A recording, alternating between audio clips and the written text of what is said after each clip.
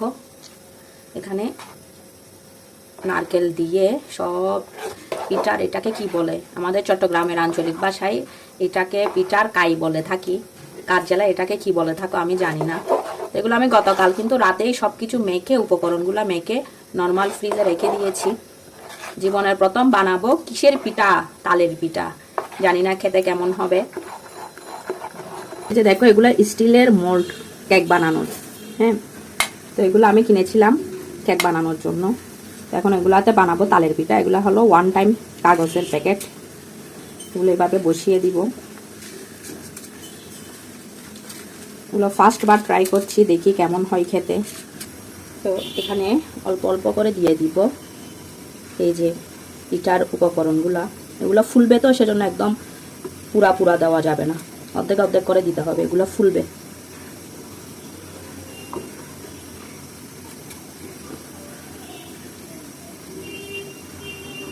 যারা গ্রামে থাকে তারা কিন্তু কাঁঠাল পাতা বা তাল পাতা, হ্যাঁ, নানান গাছের পাতা দিয়ে কিন্তু বানাতে পারে। তো আমরা শহরে এত পাতা ফুতা পাবো কোথায়, সেজন্য এটা আমি একটা টেকনিক বের করছি। হ্যাঁ, এবার এগুলাকে বসিয়ে দিব এখানে।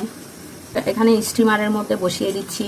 স্টিমার এগুলা কোন দোকানে পাওয়া যায় তোমরা তো সবাই জানো, আমার বলার আর নতুন করে দরকার নেই।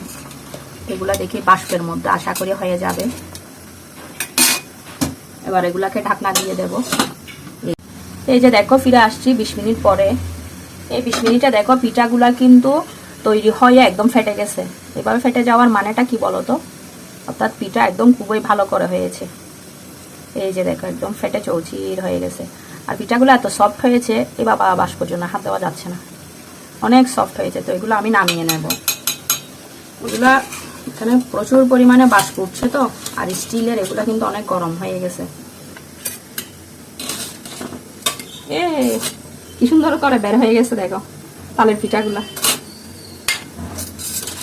খুবই চমৎকার ভাবে বের হয়ে যাবে, বের হয়ে যাবে, বের হয়ে যাবে। এই যে দেখো, এই যে দেখো, তোমাদেরকে আমি একটা তো বের হয়ে গেছে, অটোমেটিকলি বের হয়ে গেছে, তা আমি আরো বের করে দেখাচ্ছি। দেখো বাবা ভীষণ গরম। এই যে দেখো, এই যে দেখো একদম কেকের মতো দেখাচ্ছে, আর এত সফট নরম তুলতুলে হয়েছে বলার বাইরে।